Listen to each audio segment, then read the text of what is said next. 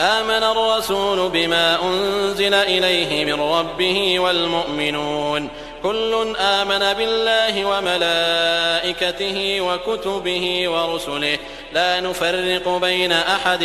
من رسله وقالوا سمعنا وأطعنا غفرانك ربنا وإليك المصير. لا يكلف الله نفسا إلا وسعها لها ما كسبت وعليها ما اكتسبت ربنا لا تؤاخذنا إن نسينا أو أخطأنا ربنا ولا تحمل علينا إصرا كما حملته على الذين من قبلنا ربنا ولا تحملنا ما لا طاقة لنا به واعف عنا واغفر لنا وارحمنا أنت مولانا فانصرنا على القوم الكافرين.